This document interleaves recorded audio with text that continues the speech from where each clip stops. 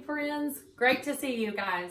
Well, today we're going to look at our Saxon 3rd edition, Algebra 1, and we're looking at lessons 118 and 119. For those of you who may not have a Saxon book, just for you to be aware of what concept we're covering today, we're actually going to be looking at two essential concepts, and they go hand in hand. So that's why we're doing these two together. So we're actually looking at completing the square, and that may sound like a very odd concept, but I promise it'll be a lot of fun. I think it is anyway. So we're completing the square, but we're also learning the quadratic formula. The quadratic formula is something you're going to carry with you all the way into your upper level math. So these are crucial concepts that we're going over today. So I'm really excited to go over them. Now I do want to give a little bit of just a side note that I'm going to teach it a little bit different than Saxon does. And please understand that I absolutely love the Saxon curriculum. I love the repetition and review that they do. But I do want you to know that in algebra, it's kind of, I tease my students a lot that when we approach a math problem, it's like we're a contractor. And a contractor is going to carry in his bag with his equipment and his tools. When we come to a problem, we come to it with our tools and we say, what tool am I most equipped with that can most adequately and easily, not because we're lazy, but because we're using our mind and our time efficiently, but we're saying, what tool can I use to most easily solve this problem and conserve brain power? I know that's what you were thinking, right? So I want you to know that that's not being lazy, that's being wise, right? And everybody loves a good shortcut. So today I'm going to teach you these concepts, but I want you to be on the lookout for when is this tool best used. So a few of the practice problems that Saxon gives us are not practice problems that I would use completing the square. So I'm going to teach you how to look for it and when to use which tool, because both can give you an accurate answer to the same type of problems. So let's jump in together. So we're looking first at lesson 118. So when do I use completing the square? And of course you're going to ask, what is it? Well, I'm really glad you asked. Well, we've talked before about quadratics. And in order to jump into what quadratics are, let's talk first about lines. Y equals mx plus b is linear, right? How do we know that it's linear? I hope at home you're saying because x and y are to the first degree, right? Well, we've talked before about what's a quadratic. So we might have that y equals, and we would put ax squared plus bx plus c. And that is a quadratic, right? A quadratic is when my x is squared. So you'll notice that linear just has x and y to the first degree. So a quadratic, when x is squared, how do I solve those? Well, you might say, have I solved those before? Well, without knowing it, you probably have because you factored them. Factoring is the best way, I think, to solve a quadratic. So the dilemma takes place of what if I come to a quadratic that I can't factor? I'm glad you thought of that. Well, you know what? If you can't factor it, that's where these two concepts come in handy. Now, the book teaches you how to complete the square, and I think that is very crucial, but several of their examples show that they get a fraction. I'm not a big proponent of making unnecessarily large fractions when there are simply other ways to do it. So in that case, I would use the quadratic formula. So let me teach you what completing the square looks like, and then we'll talk about when should we use it, okay? So one example would be, and I'm going to turn in my book to page 500, and instead of doing a practice problem, I'm actually going to do a book problem. It's number 8 on page 500. Number 8 on page 500. It says x squared plus 2x minus 4 equals 0. Now, I want to look at this one And immediately you might say, well, Miss Kim, I've factored ones like that before. And yes, if we could factor it, that would be the easiest way to solve this quadratic. Now, I could break apart the x's, right? So I could break that apart. This tells me they're different. Well, if they're different, they would have to subtract, the factors of 4 would have to subtract to make 2. Well, the factors of 4 are 1 and 4, 2 and 2. Friends, do either of those subtract to make 2? I can hear you say no at home. That's right.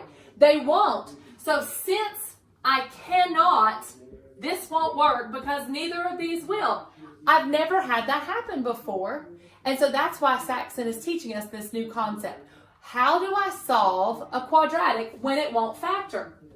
Well, here's where completing the square takes place. The number one rule that I use of when should I complete the square is I always want my leading coefficient to be 1, and that checks out. The next step that I want is I always want my middle term to be even. Oh, friends, if it's not even, move on to the next concept I'm going to teach you. Now, in your textbook, they show you how to complete the square with an odd number, but you're going to have an ugly fraction. So I would encourage you, if it's not even, then let's move on to lesson 119 and I'll teach you a faster way. So I only use completing the square when number 1, it won't factor. Number 2, the leading coefficient is 1 and the second term is even. So in this case, it is even, so I can move on to the next step. Well, what I'm going to do is isolate the x squared and the x on one side, and I'm going to move my constant to the other side because I know that it won't factor. So I did the inverse operation to move it to the other side of the equal. Remember that our equal sign is like a balance beam. So in order to keep it balanced, I do the inverse. Minus 4, the inverse is plus 4, and I move it to the other side. So now I have x squared plus 2x. I'm going to leave a gap equals 4. Now, what I'm going to do is I'm actually manipulating this side of the equation to make a perfect square. That's why we call it completing the square. Remember that we've solved problems before that when it's a perfect square, I can square root both sides and solve. So friends, that's what I'm attempting to do, is I'm saying, what if I turn this into a perfect square? Well, how can I do that? As long as, remember in math, if I do the same to both sides of the equation, then they're still equivalent. So how do I make this side a perfect square? Well, it's very easy. I just take this middle term. You see, x squared already is a perfect square. So I have to figure out what I need to add. You're always going to add, because remember, my last term tells me the same of, and it will be the same of whatever this sign is. So it's same of plus, and it would be x and x. Now, I'm taking this 2, I divide it, always the middle term, by 2. So 2 divided by 2 is 1, and I square it. 1 squared is 1. So those are your steps. You take the middle term, I'm going to write MT for middle term, and you always divide it by 2. Whatever answer you get, you square it. That is what you add to both sides. So you see, friends, I added 1 and I added 1. I kept that equilibrium, the balance there of my balance beam of equal. I added 1 to both sides. And in doing that, I made this side a perfect square. So what are the factors of 1? 1 and 1. Now let's verify to check. X times x, x squared. X times 1 is 1x. 1 times x is another 1x, which added together, made my 2x. And then 1 times 1 is 1. So what I did, friends, is I made a perfect square. So that would be x plus 1 squared equals 5. Now, because I made a perfect square, in order to get this by itself, I square root both sides. So what do I have? X plus 1 equals plus or minus the square root of 5. Now, I'm not finished because I've got to get x by itself. subtract 1. Final answer, x equals -1 plus or minus the square root of 5. Notice I have no ugly fractions, and I easily solve that. Now I can plug that into my calculator 2 times. -1 plus the square root of 5, -1 minus the square root of 5. Now, sometimes I have students at the end say, but what did I solve? So let me point this out to you. When we're looking at quadratics, when I get a solution of a quadratic, I'm looking for where does it cross the x-axis. So what you found was those 2 intersections of the x-axis. So anytime that I factor a quadratic, I can solve it, and that tells me what my what the 2 intersections of my x-axis are, right? I call those my x-intercepts. So when I factor something and solve it, that's my x-intercepts. If I can't factor it, I can complete the square. These are my x-intercepts. Now, there's one other option that we can do, but I want to practice completing the square one more time. Now, I do want to point out to you that your book has 2 practice problems for lesson 118. And those 2 practice problems have them out of order, but I do want to point out to you, practice A says x squared minus 9 equals -7x. I need to change around that order in order to complete the square, but when I bring it to the other side, it will be x squared plus 7x equals 9. And friends, that middle term is an odd number. I do not want to complete that square because it would be 7 divided by 2 squared, which would be 49 over 4. And I don't want to work with that fraction. So I would not use completing the square on practice A. And practice B has the same dilemma. The middle term is -5. Again, I do not work with completing the square when the middle term is odd. Now, the book teaches you how, and you're welcome to do that. Instead, I would like to show you lesson 119 and encourage you to use the quadratic formula on lesson 118. Now, before we move on, let's practice one more. This was problem 8 on lesson 118. Let's do one more, completing the square, and let's do it on problem 10. Just so that you get practice one more time of how does that look. Problem number 10. So it says x squared plus 2x minus 5 equals 0. Again, I would check to see, can I factor it? And the factors of 5 are only 1 and 5. Because they're different, they would have to subtract. 5 minus 1 is 4, not 2. So this problem is non-factorable. Now, I do notice that my leading coefficient is 1 and my middle term is even. Thumbs up, that means I like to complete this square. So I'm going to move 5 to the other side. So that's going to leave me a gap there so that I can complete the square, right? Now, unfortunately, both of the problems that I picked have the middle term as 2. So I want to point out to you, I take the middle term 2 and I always divide it by 2. If your middle term were a different number, when you square it, it would get higher. So the middle term, always you cut it in half, divide it by 2. That is 1, and then whatever you get, square it. And you're always going to add it because you need it to be a perfect square. So you always add it. So in this case, I'm going to add 1 to both sides. So that gives me the perfect square of x plus 1, x plus 1. So I can rewrite that x plus 1 squared equals 6 because 5 plus 1 is 6. Notice I added the same to both. Now I'm going to square root both sides. X plus 1 equals plus or minus the square root of 6 this time. Subtract 1 to both sides. So x equals -1 plus or minus the square root of 6. So I completed the square on that problem. Let me draw your attention to one more, which is the very next problem. I had only planned on doing one more, but I did not realize I was just looking for even numbers. But I don't want you at home to think that you're always going to add just 1, because in both my examples, my middle term was 2. So change with me, and I'm going to get a different color marker just so that you all can see, the difference, all right? So let's look at problem number 11. It's a little bit different numbers, but same concept. X squared plus 4x minus 7 equals 0. All right, same dilemma, right?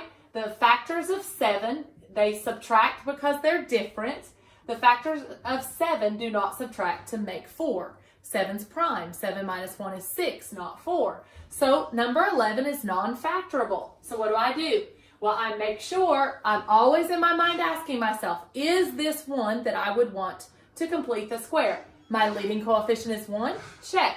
My middle term, praise the Lord, is even. So I can complete the square. How do I do that? Well, I move my constant to the other side. X squared plus 4x, leave a gap, equals 7, right? Now, remember what I do. I take the middle term. When my leading coefficient is 1, I take my middle term. What is it? It's 4. Divide it by 2. I'm always halving it, right? Because remember when I foiled the check, I had to add 1 and 1 together, made 2. That's why I half it. So 4 divided by 2 is 2. Then I always square whatever answer I get. 2 squared is 4. So I'm going to add 4 to both sides. Remember that math is always fair. What I do to one side of the equal, I have to do to the other side of the equal sign to keep it fair. Now I've got to rewrite this in terms of a perfect square. So let's factor it. This tells me they're the same of plus, break apart my x's. What are the factors of 4 that add to make 4? Did you guess it? 2 and 2. FOIL to check. X times x, x squared. 2x plus 2x makes 4x plus 4. Friends, we've got it. So 7 plus 4 is 11. So let's rewrite this in a perfect square format. So I know that x plus 2 squared equals 11. I'm going to square root both sides, and I have x plus 2 equals plus or minus the square root of 11. Now, I'm not finished. I am going to erase the previous problem's answer just to have a little bit more room there. So I'm going to subtract 2 from both sides. So x equals negative 2 plus or minus the square root of 11. Hey, that wasn't too bad, was it? That's completing the square. When do I use completing the square? I'm glad you asked me. I complete the square when I cannot factor, but only when my conditions are ideal for completing the square. I fully recognize that Saxon encourages you to do it even with odd numbers. But I want you all to know that there are some core essential concepts. You need to know how to factor. That's essential. But if you forget how to complete the square, there's another way, another tool that we can use, and that's lesson 119. And that is called the quadratic formula. So let me write that down for you. Now, it's a mouthful, and when you first see it, you might panic and go, but I promise a lot of my Algebra 2 students, I ask them often, what's the quadratic formula? And they have it memorized. So in our next lesson, it talks about the quadratic, I'm going to abbreviate it, quad formula. What is the quadratic formula? Well, the quadratic formula is an easy way for us to solve a quadratic when it won't factor. So, and some people like it better than factoring. I love factoring. So quadratic formula is my number 2. So what is the quadratic formula? Negative b plus or minus the square root of b squared minus 4ac over 2a. That's my quadratic formula. Now you're probably sitting there going, oh my goodness, where did these a's and b's and c's come from? Well, I'm so glad you asked me. Well, it just comes from a x squared plus bx plus c. So a is whatever coefficient is in front of x squared. B is in front of whatever is in front of x to the first power, and c is your constant. So let's, for example, go back to the same problem we just did over here in purple. All right. So let's take a look at it, and I'm going to show you that there is more than one way to solve this problem. So if I go back to the original problem and I panic and say, oh no, I can't factor this, but I can't remember how to complete the square. No problem, because all you have to do is make sure that everything is on the same side of the equal sign. Therefore, the leading coefficient in front of x is an understood 1. So A is 1. B is 4. And C is -7. Now, what do I do with that? So I remember my quadratic formula, and I remember that each variable is given to me when it is all on the same side. Now, how do I solve it? Let's plug it in. Negative B would be -4 plus or minus the square root of 4 squared minus 4 times 1 times -7 over 2 times 1. I promise, friends, the more often that you do it, the easier it'll be. Right now, you're just seeing lots of numbers and you're panicking. But do you see we can easily solve this very quickly? So it would be -4. And by the way, you can actually use your graphing calculator and plug this in and it will compute it for you. All right, so what is 4 squared? It is 16. Minus 4 times 1 is 4. 4 times 7 is 28. But don't forget you've got a negative and a negative, so that makes plus 28 over 2 times 1 is 2. I have seen some students forget about their denominator. Don't leave out 2a. He's in the denominator, so don't forget him. So let's continue solving it. -4 plus or minus the square root. What is 16 plus 28? Well, 6 and 8 make 14. Carry my 1. 2 plus 1 is 3 plus 1 more is 44 over 2. Now you might be saying, now Miss Kim, that's not the same answer we got. But look closely, friends. Do you see it?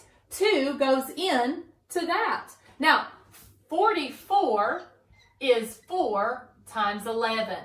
4 is a perfect square because 2 times 2 makes 4. So I found 2 times 2 is a perfect match. It's a perfect square root. I can take it out. So if I rewrite this, it would be -4 plus or minus 2, and 11 would stay under the radical over 2. Now, friends, 2 can go into both of my whole numbers. So what does that leave me? Did you catch it? That leaves me -4 divided by 2 would be -2. Plus or minus 2 divided by 2 would just be 1, or square root of 11. Friends, we got the exact same answer 2 different ways. First time I completed the square. Second time, what did I do? I used the quadratic formula. Now I want to go back to lesson 118, practice A, because it had a question for us and it was in a format I do not enjoy completing the square. So let's go back to lesson 118 and let's do those by completing the square for our practice. So practice A.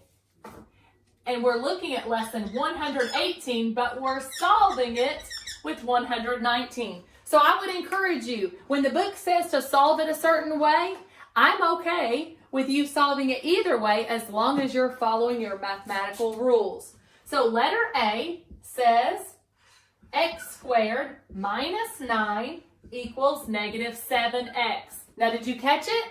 Don't let them throw you for a loop. They just want to make sure you know the correct order and where it should go. So I'm going to add 7x and bring it over, but we know that 7x gets to come before the constant.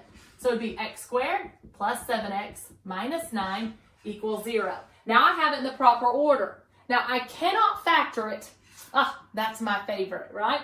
But the factors of 9 won't subtract to make 7. So I know I can't factor it. Now, my leading coefficient is 1, but unfortunately, my middle term's not even. Otherwise, I could complete the square.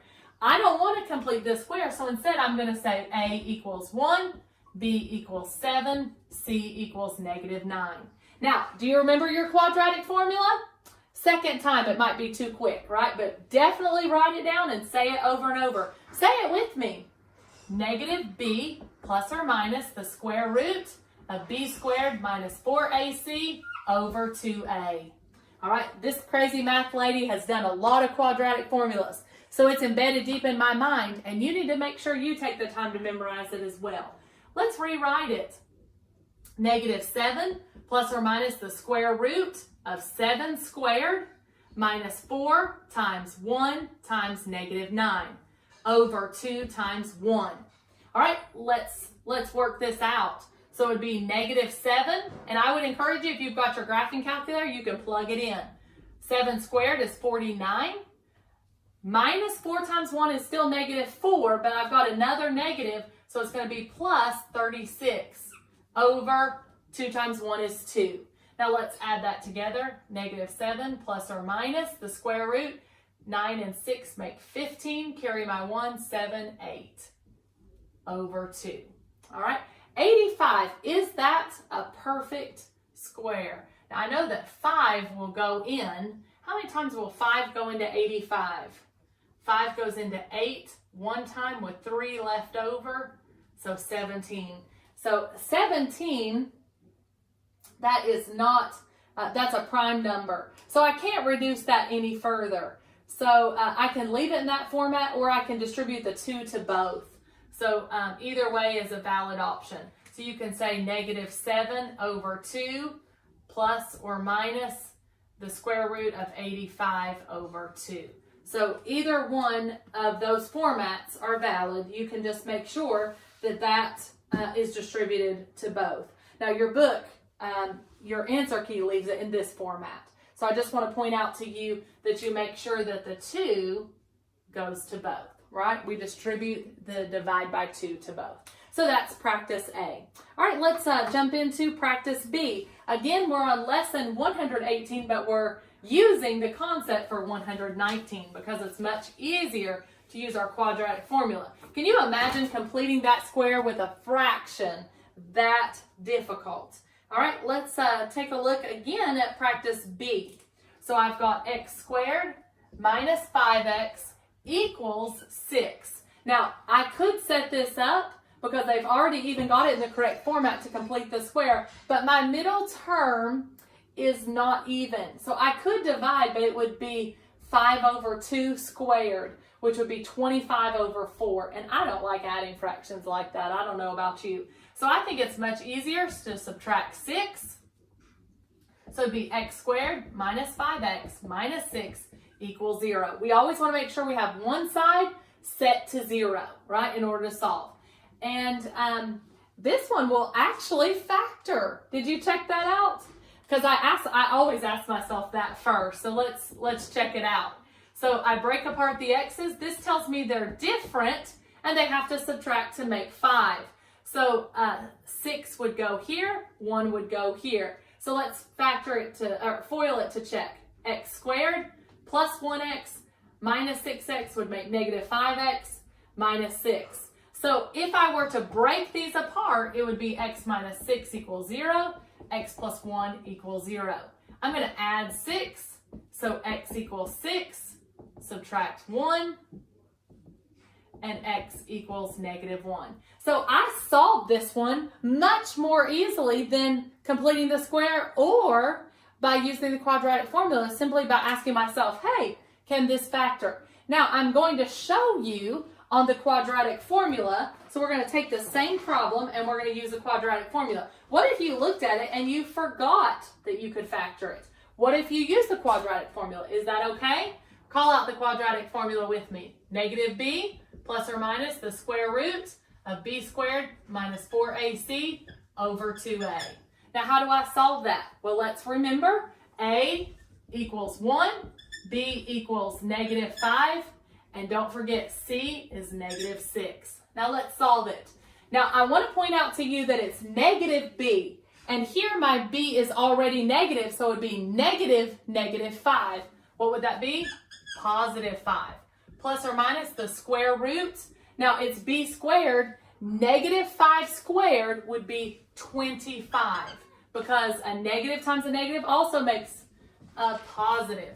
So minus 4 times 1 times negative 6 over 2 times 1.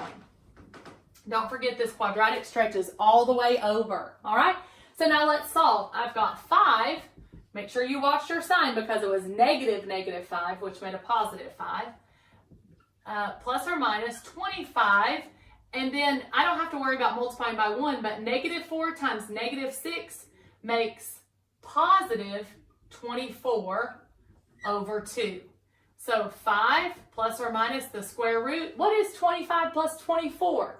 Well, that makes 49, almost 50, right? Divided by 2.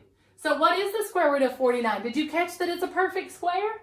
5 plus or minus the square root of 49 is 7/2. Now you might say, well, Miss Kim, that looks a lot different than this answer. But let's check, friends. What is 5 plus 7? 5 plus 7 is 12. So 12 divided by 2 equals, you guessed it, 6. All right, let's do the next one. What's 5 minus 7? I have 5, I take away 7, that means I owe 2.